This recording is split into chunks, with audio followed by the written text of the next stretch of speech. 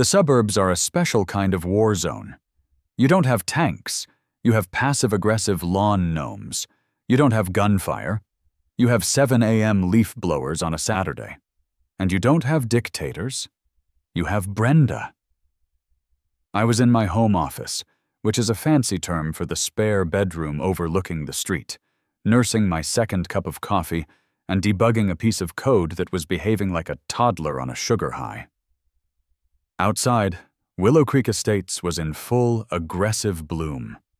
Every lawn was mowed to the same unsettling 3-inch height. Every hedge was a perfect, soulless rectangle. This wasn't a neighborhood. It was a high-stakes competition in conformity, and Brenda was the self-appointed judge, jury, and executioner. Brenda, our newly elected by a suspiciously narrow margin HOA president, drove a white Lexus SUV that was so clean it looked like it had been CGI'd into existence. She was never seen without a visor, even indoors, and she patrolled the cul-de-sac with a clipboard and an aura of profound disappointment. Our neighborhood, Willow Creek Estates, was a place where individuality went to die, or at least to be painted taupe. I'd had minor run-ins with her before. There was the email she sent to the entire block about my recycling bin being visibly exuberant. It was the standard issue bright blue, but I had put it out a full 20 minutes before the 6 a.m. guideline. There was the time I caught her squinting at my lawn, holding a ruler. A ruler. I sipped my coffee. My code was still broken. And then, I saw it. The white Lexus. It crawled to a stop directly in front of my house. "Oh, here we go," I muttered to my monitor. Brenda emerged, clipboard in hand. She stood on the sidewalk, a solid 20 feet from my house, and just stared. She squinted. She tilted her head. She took a half step to the left, as if analyzing the scene from a different artistic angle. Then, she unclipped a pen and made a notation. A slow, deliberate checkmark of doom. Her gaze was fixed on my mailbox. "What is it this time?" I whispered. "Is the mailbox not mailboxy enough? Did a bird poop on it in a non-approved font? Is the wood grain pattern on the post too rustic?" She took a picture. With her phone. An actual evidence-gathering picture of my mailbox.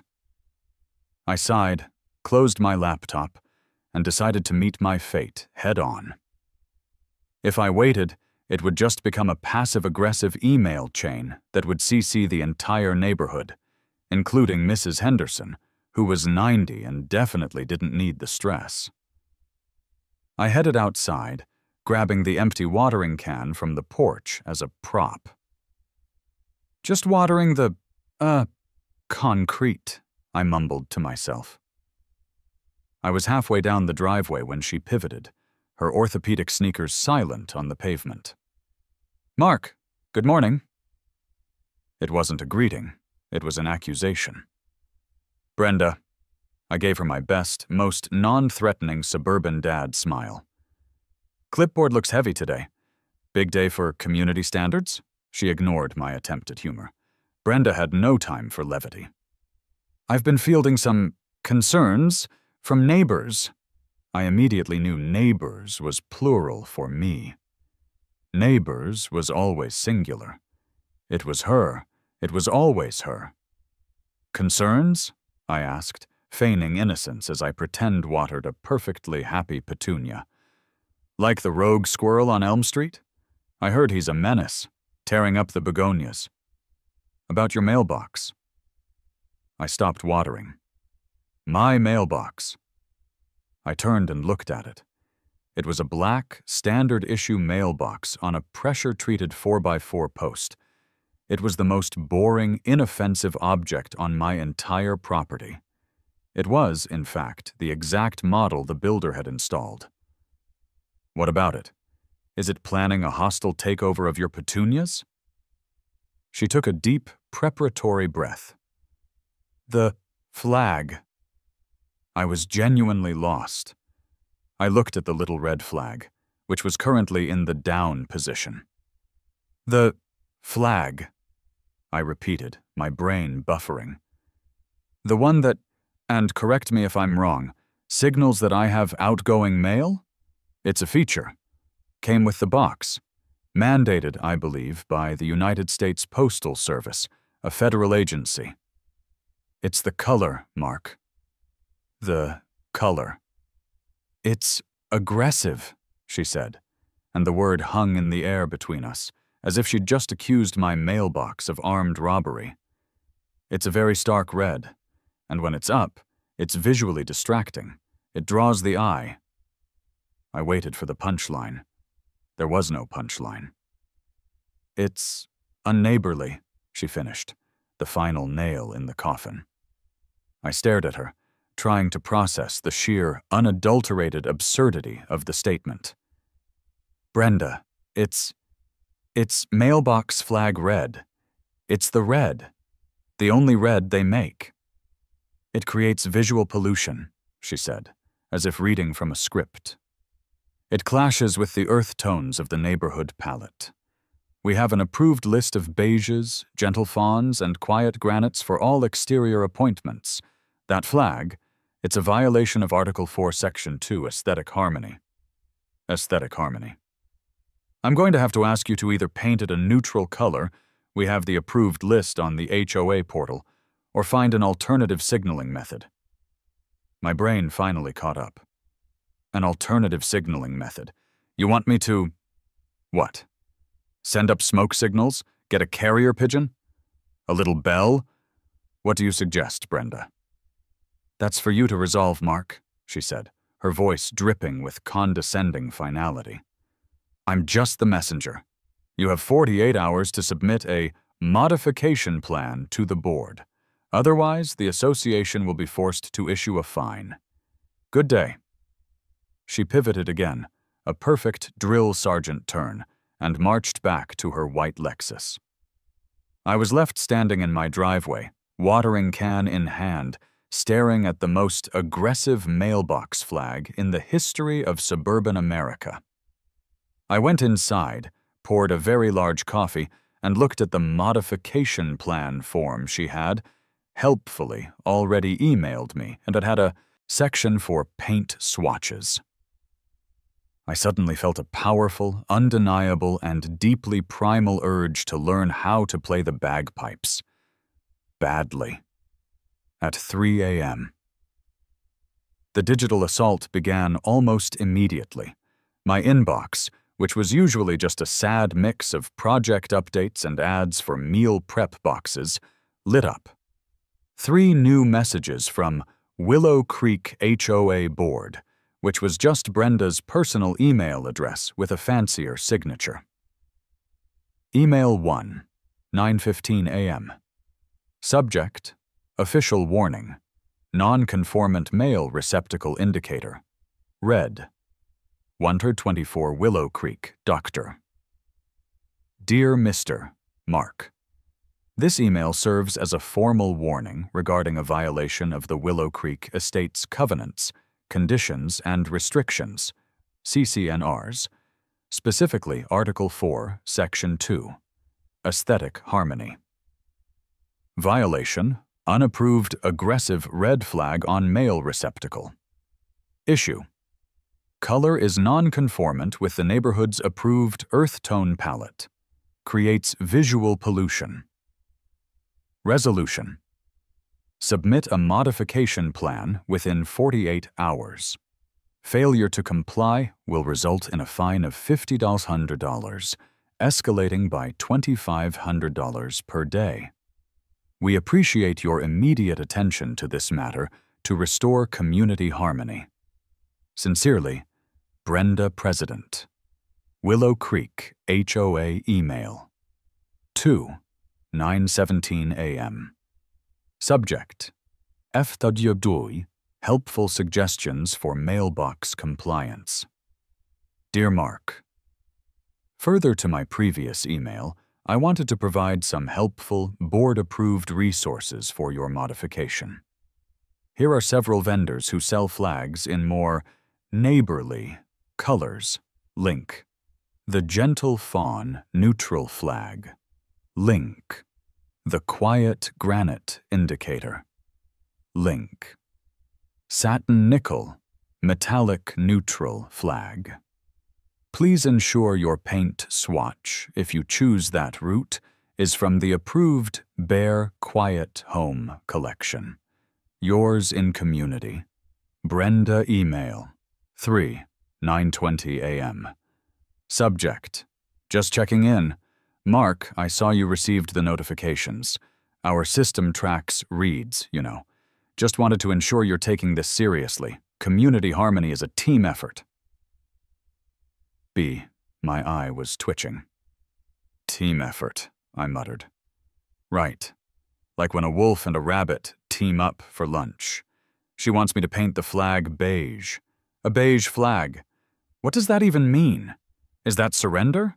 It feels like surrender. It's a literal white, well, beige flag.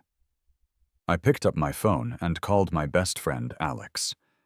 Alex is a mechanical engineer, and he lives across town in a wonderful HOA-free neighborhood where I'm pretty sure his neighbor is legally allowed to own chickens. Dude, I said when he picked up, you're not going to believe this. Let me guess, Alex's voice crackled. The visor struck again? Did you trim your hedges in a non-Euclidean shape? Worse, my mailbox flag. Your what? My mailbox flag. The little red one. It's visually distracting.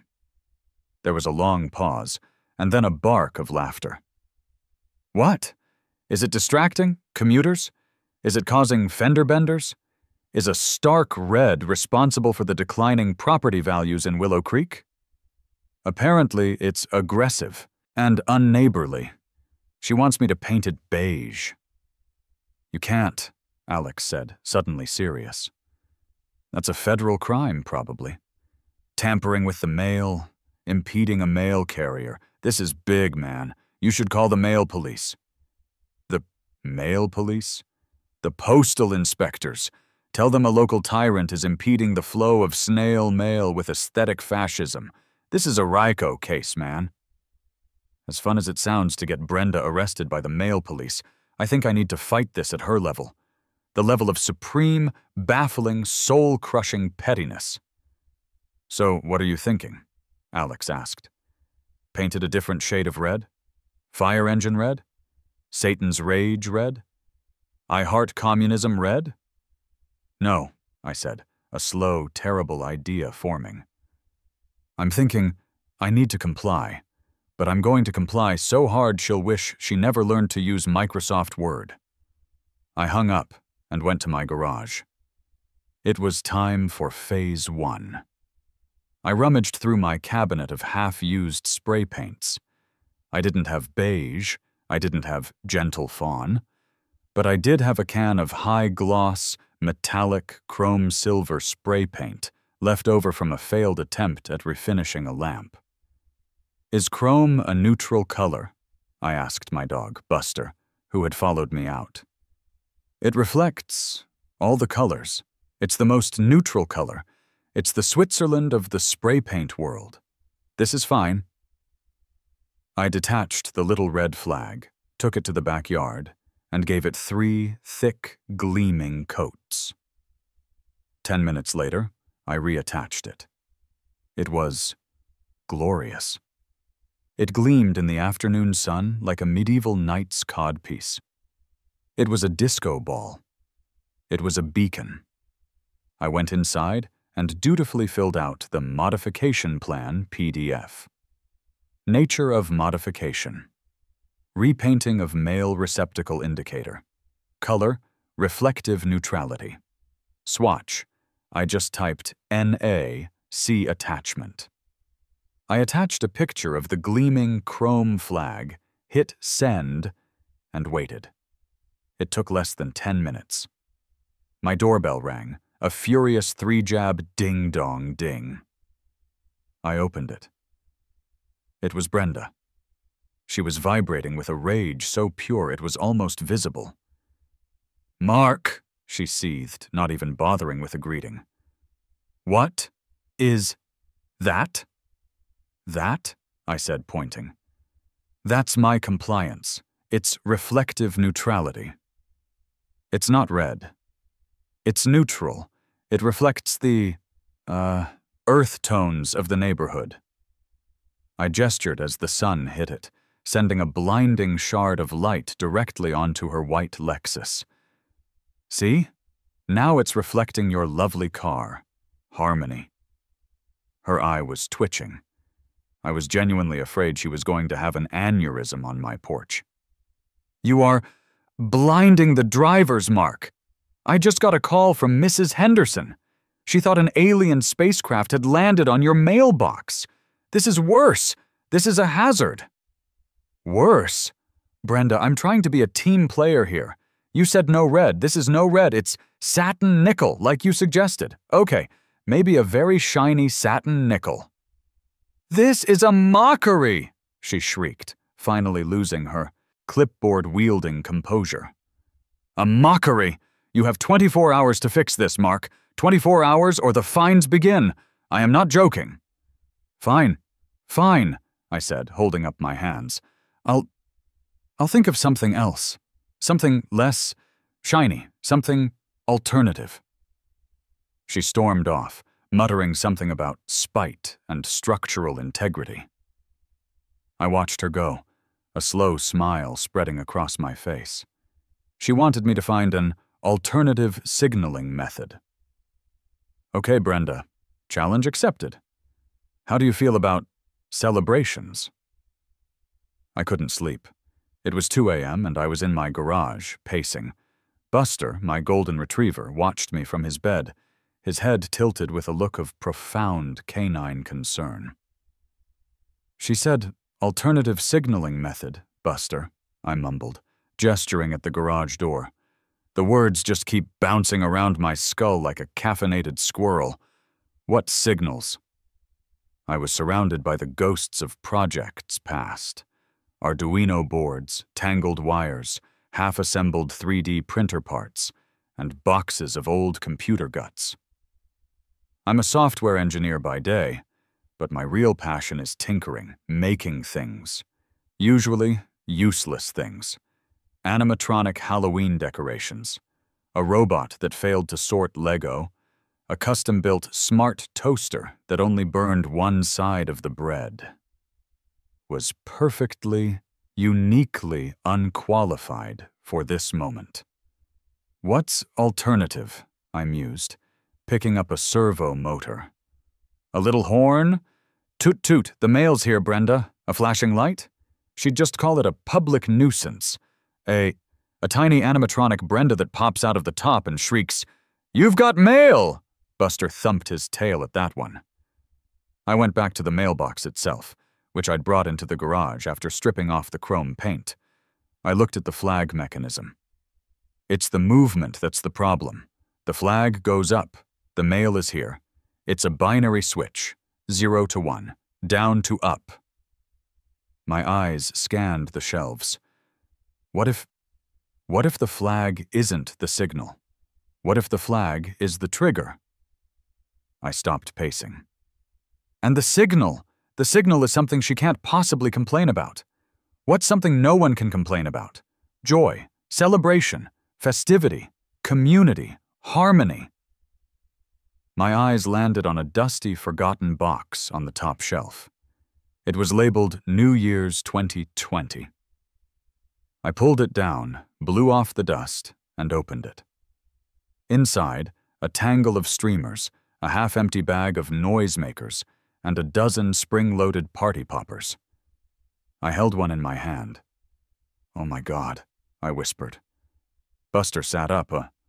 "Oh my God, a confetti cannon." No, not a cannon.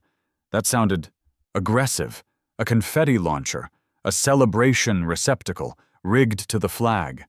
The mailman puts the mail in, pushes the flag up, and fwoomp! A glorious, non-distracting, community-building cloud of joy. "It's not aggressive, Buster," I said, giddy. "It's festive. What's she going to do? Fine me for excessive happiness? Unneighborly celebration?" I grabbed my phone. ARC, 2:15 a.m. I have it. Project Party Popper is a go. My phone buzzed a minute later. Alex, 2:17 a.m. Are you drunk engineering again? Mark, 2:17 a.m. Sober as a judge, my friend. And twice as spiteful. I'm going to make that mailbox a one-gun salute to the U.S. Postal Service. Alex, 2:18 a.m. You are a beautiful broken man. Send me the schematics. I started sketching, but I had a problem. Building this thing would require noise, drilling, testing, and I'd be doing it right on the front lawn. Brenda, who clearly had the hearing of a bat and the vigilance of a sniper, would be on me in a second. I needed a distraction. I needed cover. I thought for a moment, and then I remembered my front fence, the one with the one wobbly post and the peeling paint. I'd been meaning to get it fixed for a year. I pulled up my contacts and found the number for Sal's Fencing and Decks. The next morning, I called him. "Sal's Fencing," a gruff voice answered. "Hey, Sal, it's Mark on Willow Creek. You did my deck last year. Listen, I've got a sudden, urgent need to get my front picket fence replaced. How soon can you start?" There was a long, tired sigh on the other end. "Willow Creek? With the lady, right? The one with the visor? Still driving that white thing?" "That's the one. She, has some concerns about my mailbox." "Let me guess," Sal grumbled. "Too tall? Too short? Not beige enough?" "The flag is aggressive," I said flatly. Sal was quiet for a second. Then he chuckled. "Aggressive, of course it is. That woman, last year she wrote me up because my truck was leaking commercial-grade fluids on the asphalt. It was AC condensation, Mark. Water." "Sounds about right," I said. "So you need the fence done," Sal said. "And I'm guessing you need it done loudly?" I grinned. "Sal, are you psychic? I need to replace that wobbly post, right? The one near the mailbox?" "That's the one." "Well," Sal said, his voice warming up, "we're gonna have to use the gas-powered auger, and probably the jackhammer, just to be safe. Gotta check the post footings. That could take, a good noisy day. Maybe two. We can be real thorough." "Sal, you're a poet. A poet with a jackhammer. We'll be there tomorrow, 8 a.m. sharp, and we'll start right by the mailbox." The alliance was formed. Sal would provide the shock and awe. I would build the partying popper. The next morning, 8:01 a.m., Sal's crew, true to their word, arrived. Their truck was a glorious beat-up Ford F-250, and it was loud. Sal, a big guy in a flannel shirt who looked like he ate nails for breakfast, gave me a subtle nod. With him were two younger guys, Juan and Miguel, who immediately started unloading tools with what I can only describe as malicious enthusiasm. At 8:03 a.m., the gas-powered post-hole auger roared to life, strategically placed about 5 feet from my mailbox. My garage was now Area 51, and Sal's crew was my diversion. I could see Brenda's curtains twitching across the street.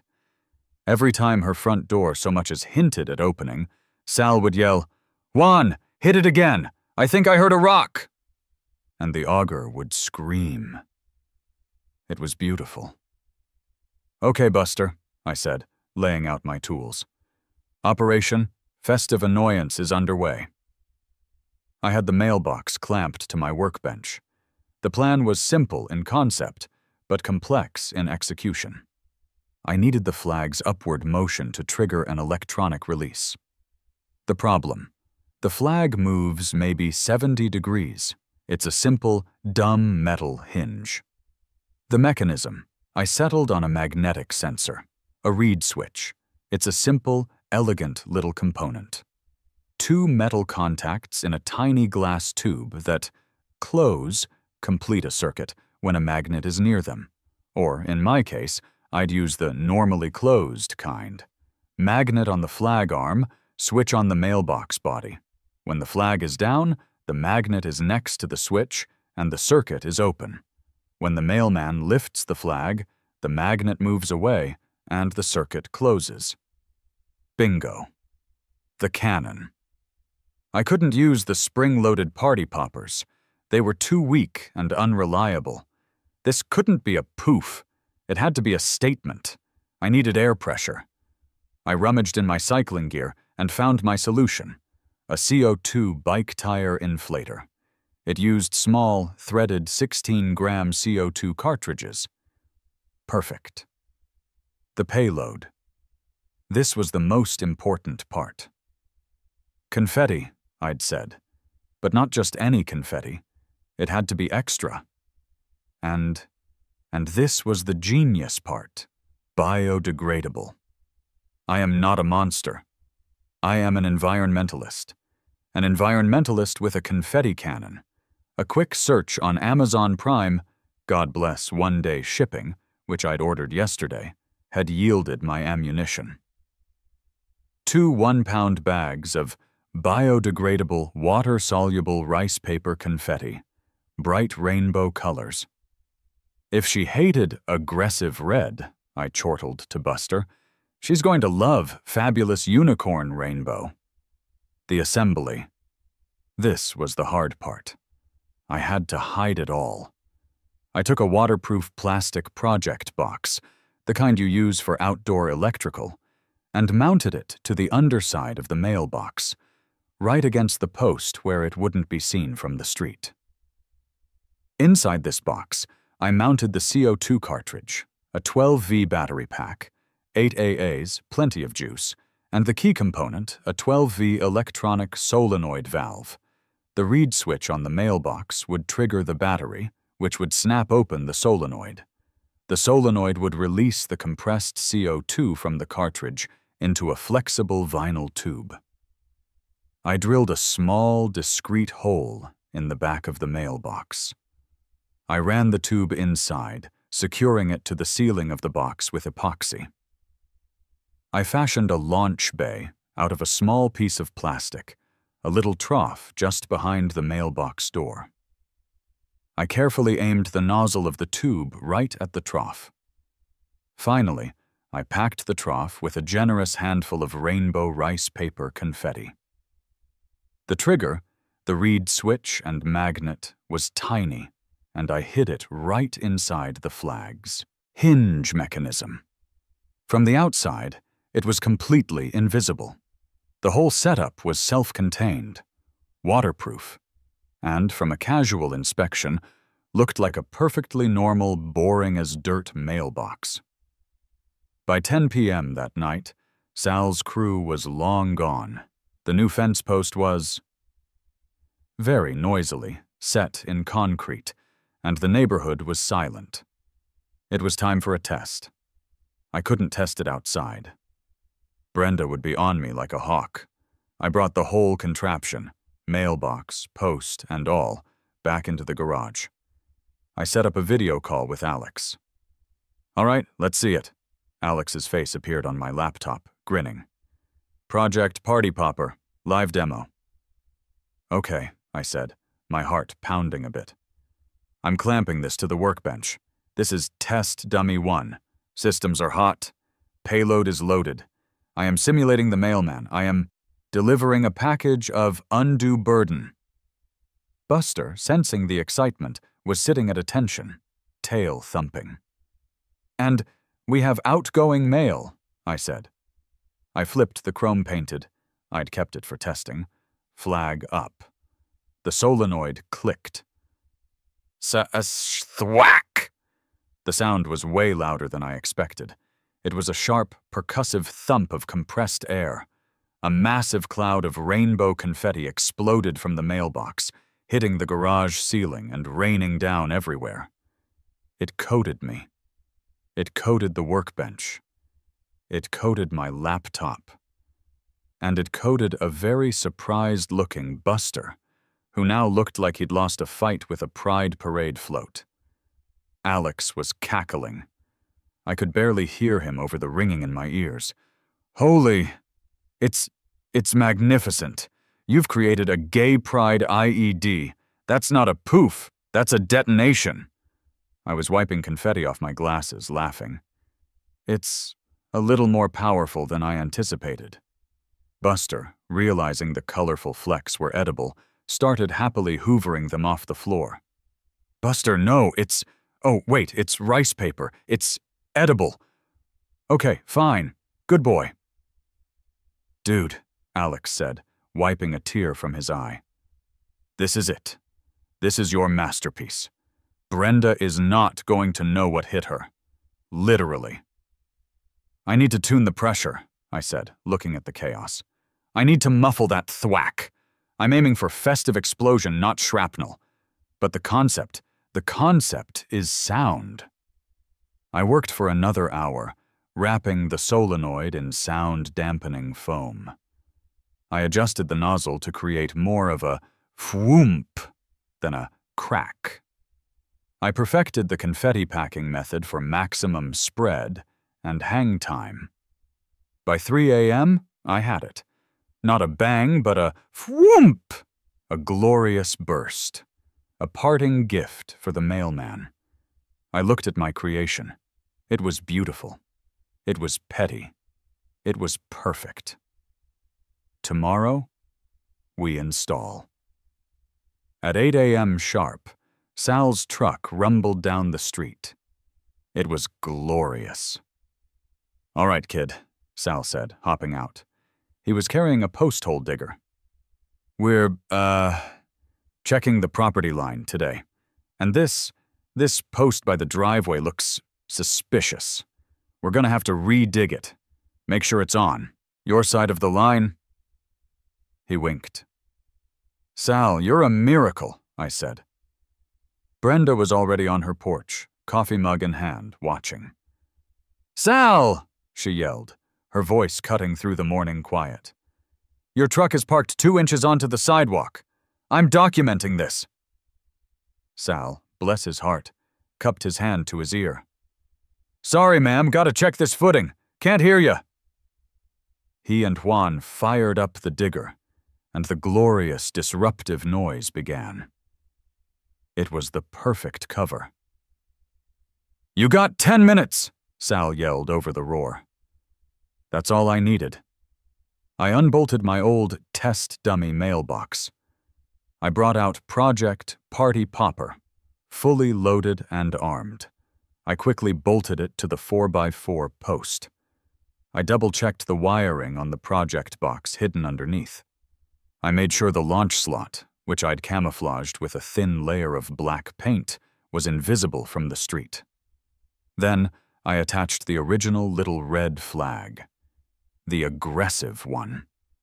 It looked so innocent, so plain, so threatening. 9 minutes later, I was back in my garage, tools put away. Sal's crew was still making a magnificent racket, now tamping the dirt around the post they had just checked. The trap was set. It was armed and ready. Now, I just had to wait for the mailman. Dave, our mailman, usually came around 2 p.m. This was going to be the longest 6 hours of my life. I tried to work. I couldn't. I just stared at my monitor, my code looking like meaningless symbols.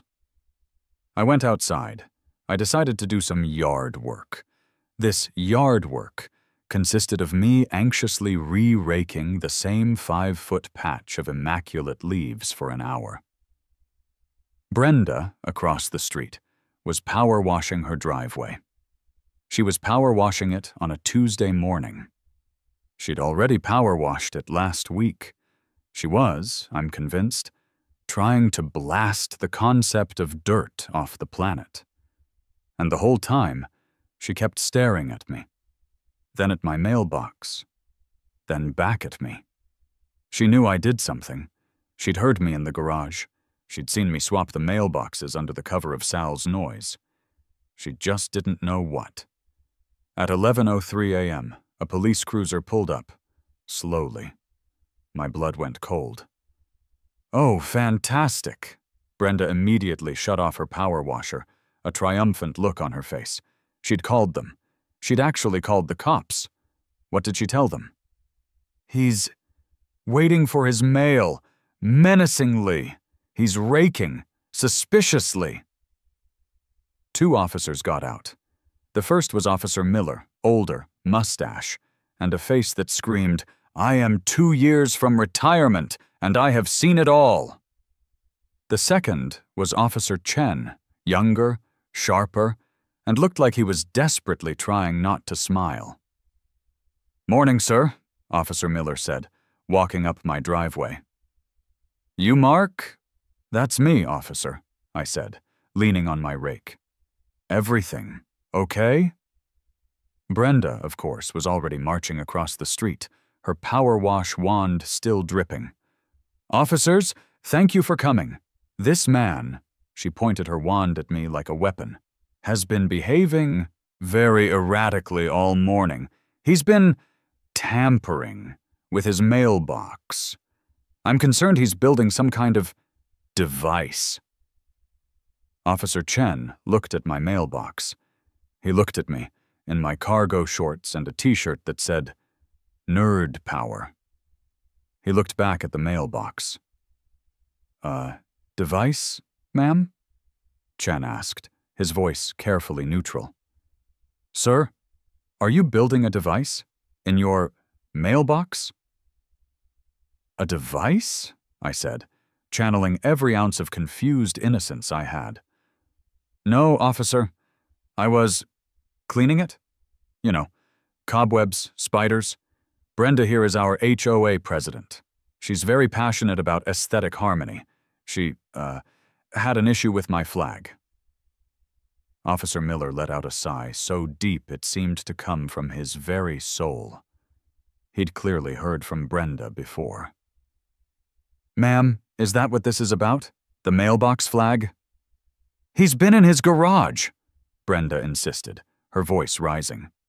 "There were sounds, and he has these contractors." She pointed at Sal's truck, which was now, conveniently, parked perfectly legally. "They were making a racket all morning. It was a diversion." Miller looked at Mark. "Sir, would you mind if I looked at your mailbox?" "Be my guest," I said, shrugging. "It's a mailbox. It holds mail. You want to open it? Go ahead." I walked over and pulled down the little door. Empty. See? No devices. Miller and Chen both leaned in. They looked inside the dark, completely empty black mailbox. The mechanism was hidden on the outside, underneath, and the inside on the ceiling in the back. From their angle, it was just a box. "Looks like a standard mailbox, ma'am," Officer Chen said, straightening up. "Sir, sorry to bother you," Miller said, already turning to go. "Ma'am, please don't call 911 unless there's an actual emergency. Aggressive flags don't count."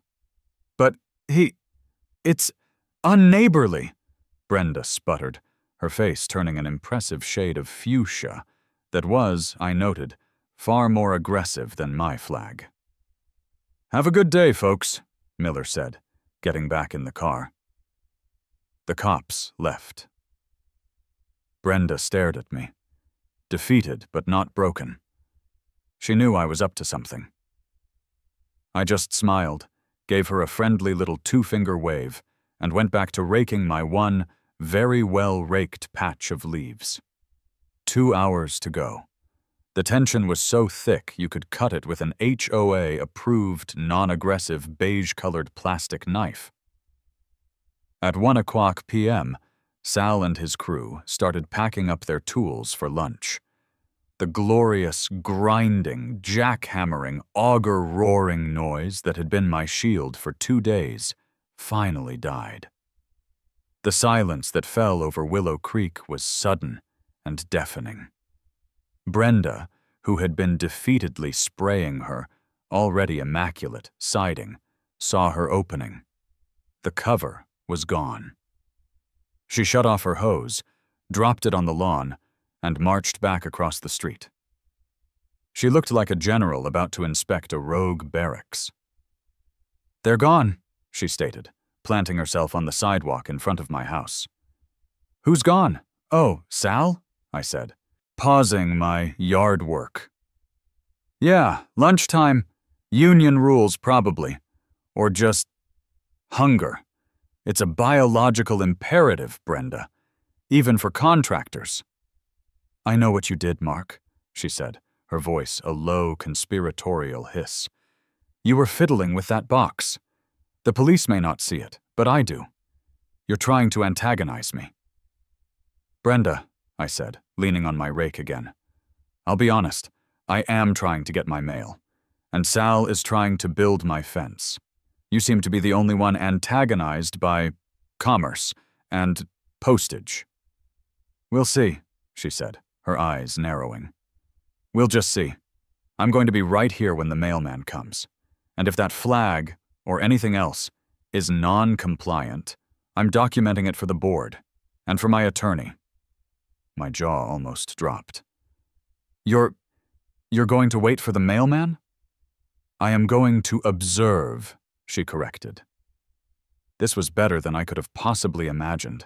She wasn't just going to hear about it. She wasn't just going to see the aftermath. She wanted a front-row seat. Who was I to deny her the full theatrical experience?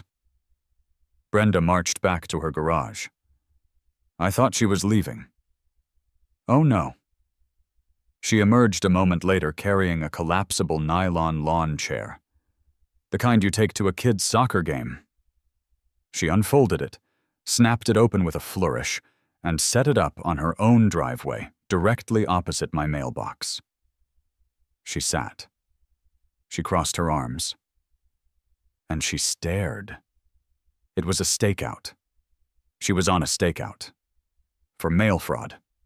Or flag fraud. I didn't care. I was giddy. I felt a bubble of laughter rising in my chest that I had to choke down with a cough. I casually walked back to my front porch and sat down on the steps, pretending to read a book I'd grabbed from the hall table. It was a cookbook. I was pretending to be deeply engrossed in a recipe for autumnal squash bisque. At 1:45 p.m., Sal's F-250 rumbled back down the street. Sal, Juan, and Miguel got out, all of them holding giant deli wrap subs. They saw me on the porch. They saw Brenda in her lawn chair. They stopped. Sal looked at Brenda. He looked at me. He looked at the mailbox. He walked over to my porch, unwrapping his sub. "Holy," he whispered, taking a bite. She's really lost it, hasn't she? What is she doing?" "She's observing," I whispered back. "Waiting for the mail. She thinks I'm up to something." Juan, Sal's younger worker, heard this and let out a snort. "Waiting for the mail? Boss, is this about that thing you mentioned? The mailbox problem?" "It might be," I said. "Sal, you guys might want to, I don't know, stick around. You've got to check the level on that post one more time, right? Make sure the concrete is curing properly." A slow, beautiful smile spread across Sal's face. He looked at Brenda, who was glaring at us, her observation momentarily distracted by our conspiracy. "Juan! Miguel!" Sal called out, not bothering to whisper. "Break's over. We gotta check all the posts. And you know what? We should probably stand right here to supervise the curing of the concrete. The three of them abandoned their fence-building pretense. They leaned against the side of their truck, which was parked right behind my mailbox, subs in hand. It was the most beautiful suburban standoff I had ever witnessed. There was me on my porch, pretending to read about bisque. There was Brenda in her lawn chair, pretending to be a guardian of justice. And there were three contractors, providing a sarcastic, sandwich-eating Greek chorus, all of them just watching the mailbox. All of us, just waiting for the mail truck. The silence stretched. 1:50 p.m., 1:55 p.m., and then I heard it. The faint, familiar rumble of the Grumman LLV. The stop-and-go whine of the engine as it came down the cross street. He was on our street. My heart started pounding against my ribs. I pretended to turn a page. Showtime. The white mail truck turned onto our block. 2:03 p.m. Right on time. Dave the mailman was a neighborhood legend. He was a guy who wore shorts in the middle of February, always had a pocket full of treats for the neighborhood dogs, and possessed an aura of zen-like indifference to the petty dramas of Willow Creek. He'd been on this route for 20 years. He'd seen it all. He was currently blasting "Carry On Wayward Son" from his truck's tinny speakers. It was, I thought, an incredibly appropriate soundtrack. Dave pulled up to my house. He left the engine running, hopped out, and grabbed my mail from his bin. It looked like a bill and a Pottery Barn catalog. "This is it," I breathed. My palms were sweating. I glanced across the street. Brenda was leaning forward in her chair. Her phone was out. She was up, filming. This was perfect. Sal and his crew had stopped eating. Juan had his own phone out, also filming, but he was filming Brenda. Miguel was just grinning, breadcrumbs in his beard. Dave, blissfully unaware he was the main event in a suburban Cold War, sauntered up the driveway. He nodded to me on the porch. "Mark?" "Dave," I called back, my voice a little higher than I'd intended. "How's the route?" Same old," he said, and then he spotted Brenda, phone held aloft like a holy icon. "Afternoon, Brenda. Making a movie?" "I am documenting a potential bylaw infraction, David," she announced, her voice prim and official. Dave just shrugged. Like I said, he'd seen it all. "Okay. Don't get my bad side." He turned to the mailbox. This was the moment. My heart was a drum solo. My bisque recipe was completely forgotten. Dave pulled open the little door. He shoved the Pottery Barn catalog and the bill inside. My blood ran cold. Oh my God. I don't have outgoing mail. The entire system was predicated on the flag being raised. Dave never raised the flag unless there was outgoing mail. He'd just put the mail in and leave. My entire, beautiful, petty, over-engineered plan was about to fail because I hadn't thought to put a dummy letter in the box. I was an idiot, a glorious, confetti-covered idiot. But then, Dave paused. He squinted into the mailbox. He reached back inside, and he pulled out an envelope. I'd done it. I had put something in there. I'd completely forgotten. This morning, in my pre-dawn flurry of installation, I'd grabbed a "Get Well Soon" card I was supposed to send to my Aunt Martha. I'd stuck it in the box as a final, live test. I was a genius. I was a spiteful, forgetful genius. Dave looked at the envelope, tucked it into his satchel, and then closed the mailbox door. And as per 20 years of training and United States Postal Service procedure, he reached down, grabbed the little red, aggressive flag, and lifted it. The reed switch magnet moved away from the sensor. The circuit closed. The 12-volt battery pack energized the solenoid. The solenoid clicked.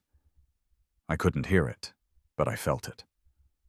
For 1/2 of a second, the world held its breath.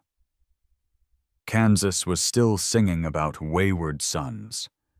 Brenda was still filming. Sal was still chewing. Then, oomp! It wasn't a bang.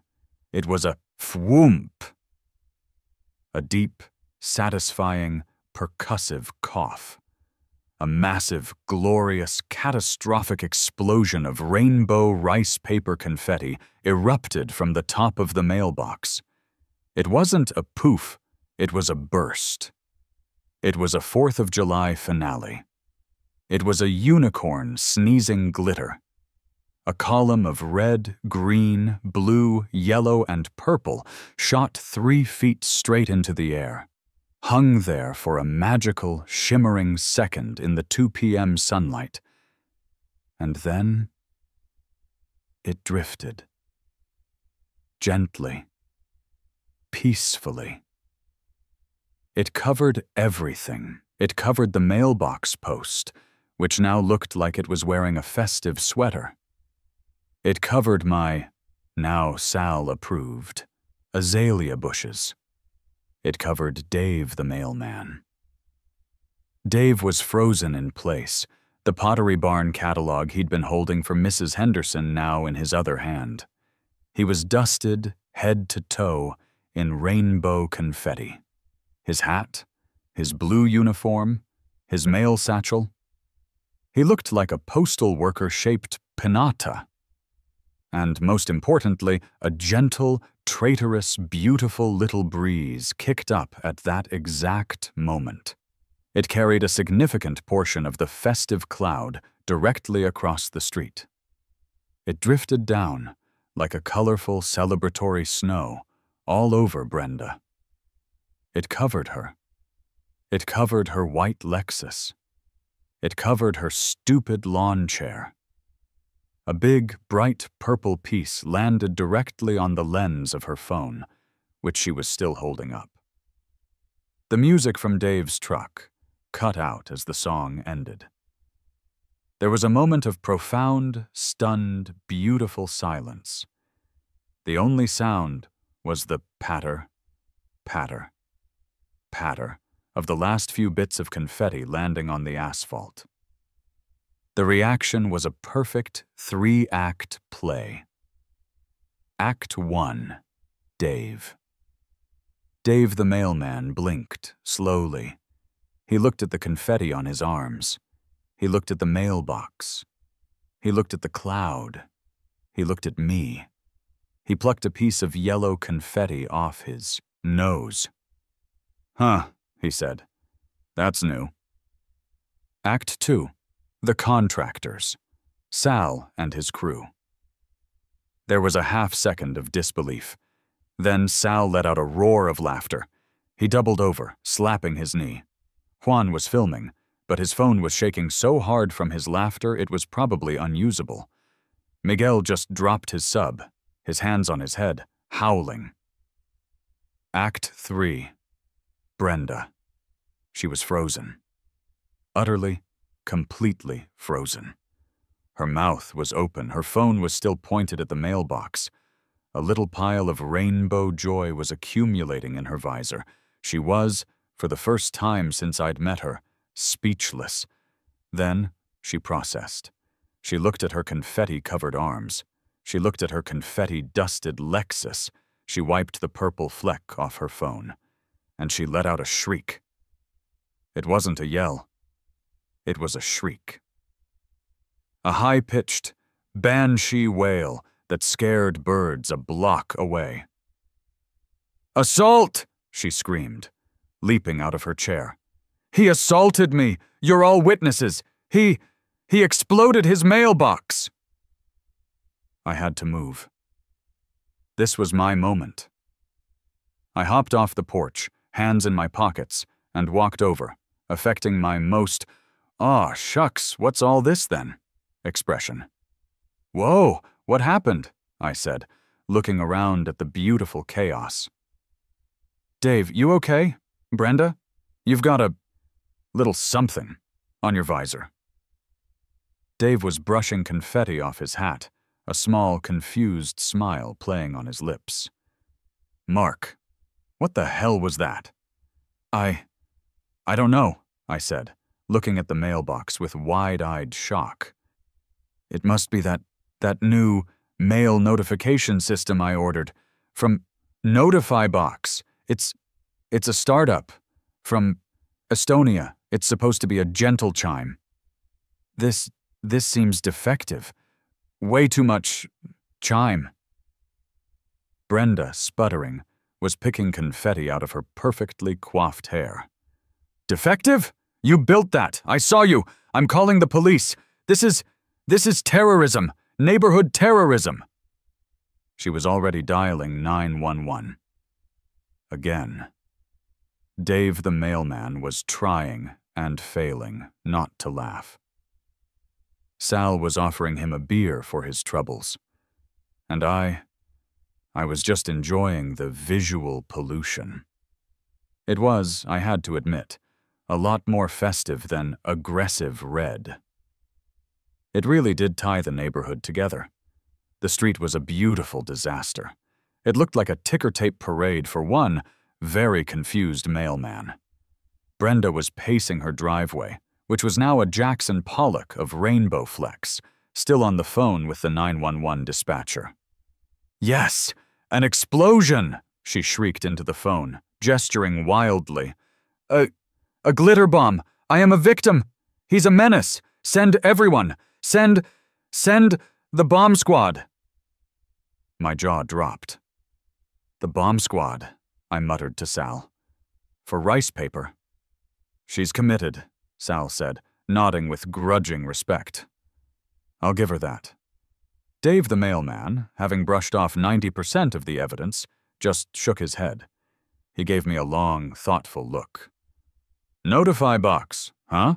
He said, a grin finally breaking through his professional veneer. It's a startup, I said, trying to keep a straight face. From Estonia. I think they're still working out the kinks. Right, Dave said. He slapped me on the shoulder, which left a faint, glittery handprint.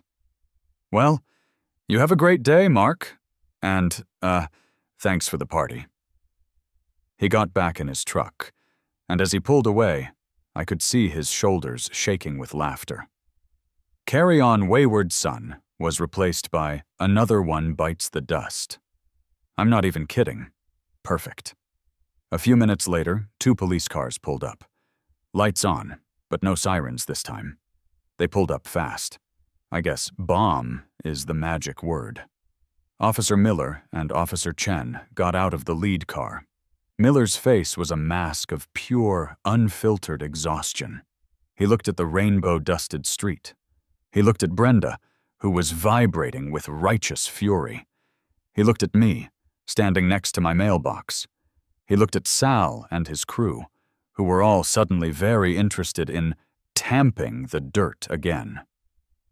"Ma'am," Miller said, his voice dangerously quiet. "You called 911 for confetti?" "Officer!" Brenda marched over, her phone held out. "It was an explosion. I was hit. It's in my hair. It's in my mouth. It's assault. Look!" She gestured wildly at the scene, which admittedly looked like a My Little Pony had spontaneously combusted. Officer Chen walked over to my azalea bush and plucked off a piece of green confetti. He rubbed it between his fingers. He sniffed it. "Smells like rice," he said, turning to Miller. "Ma'am, this is biodegradable confetti." "He launched it at me," Brenda insisted. "It was a projectile. A confetti projectile. I want him arrested. He booby-trapped his mailbox." Officer Miller sighed, the sigh of a man who has seen too much of the suburbs. He pinched the bridge of his nose, right under his sunglasses. He took a long, slow breath. "Mark," he said, finally turning to me. What happened here?" I deployed my alibi. Officer, I am just as confused as you are. And frankly, a little embarrassed.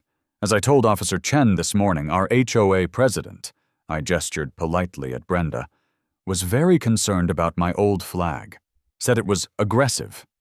She asked me to find an alternative signaling method. Chen's lips twitched. Miller's mustache didn't move. So, I continued, I went online. I found this new mail arrival notification system. It's called the Notify Box. It's from Estonia. It's supposed to alert you with a gentle, festive chime when the mail is delivered. A Notify Box, Miller repeated, his voice deadpan. Yes, sir, you can see the module.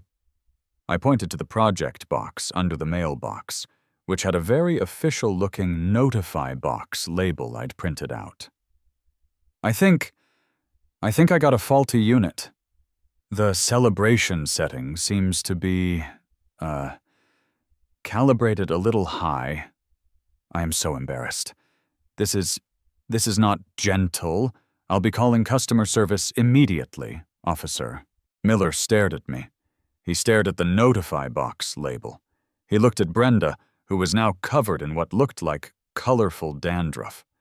He looked at Sal's crew, who were all giving him thumbs-ups behind Brenda's back. A faulty unit? Miller said. Absolutely, I said, nodding gravely. I'll be asking for a full refund. This is way too distracting. Officer Chen coughed, a sound that was suspiciously like a choked-back laugh. Miller finally spoke. Brenda. Ma'am. He walked over to her. It is not a crime to have a faulty confetti-launching mailbox. It's not assault. It's not battery. It's not terrorism. It's weird. And it's messy. But it is not a police matter. But my property, she sputtered. My person. I've been glittered. It's rice paper, ma'am, Chen said helpfully. It'll dissolve with the morning dew. Or a hose. Officer, Miller said, turning to me. He was clearly done. I am going to officially ask you to disable your Notify Box. It's distracting. And it's probably a public nuisance. Turn it off. Done. Absolutely, officer, I said with deep sincerity. I'm just as appalled as you are. Safety first. I walked over to the mailbox, opened the project box, and pretended to fiddle with a wire. I just disconnected the battery pack. All safe. I'll just go back to my old aggressive red flag. Good idea, Officer Chen said, turning away to hide his face. But you can't, he wins, Brenda wailed. Ma'am, there's no winning here, Miller said, his patience snapping. This is a neighborhood. Go home. Sir, go home. Everyone, just go home. The officers got back in their car. As they pulled away, I saw the car shake.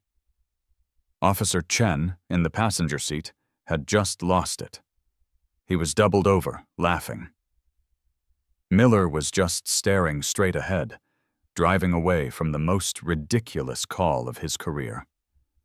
Sal and his crew packed up their tools.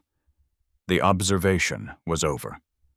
Kid, Sal said, walking over. He clapped me on the shoulder, sending up another small poof of confetti. That was the single greatest thing I have ever seen in 30 years of construction. The fence is done, and you know what? No charge for the post-supervision today. Thanks, old Sal. Really, for everything. Anytime, he grinned.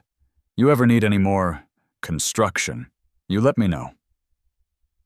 The contractors drove away, honking their horn. It was just me and Brenda. She was standing on her driveway, a lone confetti-dusted statue of rage and defeat. The rainbow flecks on her white Lexus shimmered. She didn't say a word. She just pointed one trembling, glittery finger at me. Then she turned, marched inside, and slammed her door. I looked at my mailbox. I looked at the beautiful, rainbow-colored disaster all over my lawn. I had to admit, it really did tie the neighborhood together. The adrenaline faded, leaving me with a glorious, giddy sense of victory and a very, very colorful lawn. I went to the garage and got the leaf blower. I worked for about 20 minutes, blowing the vast majority of the festive fallout into a large, cheerful-looking pile on my driveway. Then I got the hose. As advertised, the moment the water hit the rice paper, it all just dissolved. It melted away into a wet, pulpy, non-aggressive mess. Cleanup was a breeze, environmentally friendly, just as I'd planned. By 5 p.m., you'd hardly know a festive IED had gone off on my property, except for Brenda's house. I hadn't hosed her driveway, or her Lexus, or her lawn chair, which she had abandoned in her hasty, glittered retreat. A few stubborn, bright red and blue specks of rainbow still clung to her perfect beige facade. A reminder. A little pop of color. I went back to the mailbox. I reconnected the simple, original flag mechanism. No more read switches, no more CO2, no more notify box. I attached the little red flag. It looked smug. It looked redder than ever. More aggressive, more distracting. It was beautiful. It was a trophy. I went inside, poured myself a very large, very celebratory whiskey, and sat down at my computer. My phone was blowing up. Juan, Sal's worker, had apparently posted his video. Not the video of the explosion, but the video of Brenda's reaction.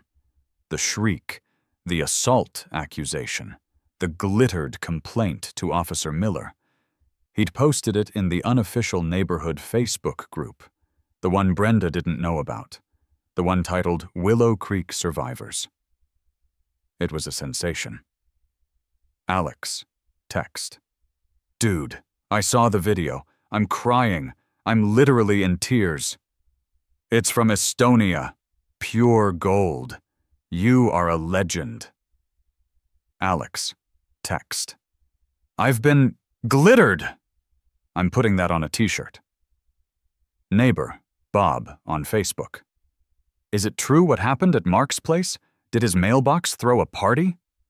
Neighbor, Sarah, on Facebook. I saw it. I was walking my dog. Dave the mailman looked like a unicorn. Brenda got dusted. My kids are asking if the mailman is magic now. Sal, on Facebook, commenting on Juan's video. Just another day in Willow Creek. Checking for aggressive mail. Gotta watch out for those festive violations. I was a local hero. I was the mailbox bomber of Willow Creek. The man who fought the HOA with glitter and won. The digital pitchforks were out for Brenda. Her entire community harmony platform was looking a little tarnished. It's hard to rule with an iron fist when everyone has seen a video of you complaining to the police about being glittered.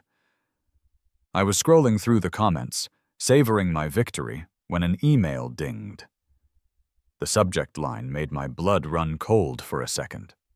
From Willow Creek HOA Board, subject, Mailbox Compliance, 1/24, Willow Creek Doctor.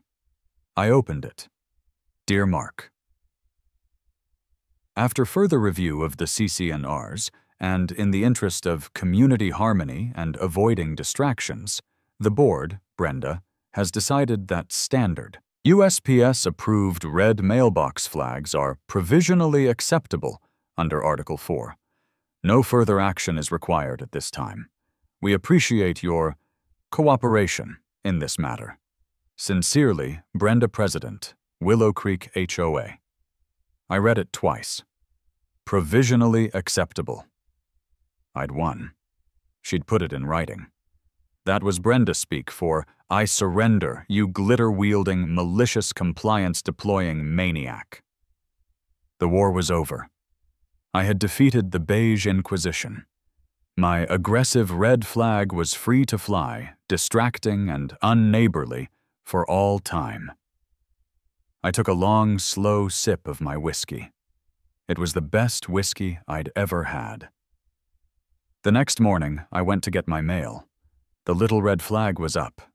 Dave had come. I smiled, walked down the driveway, and opened the little door. Inside, on top of my electric bill, was a single piece of confetti.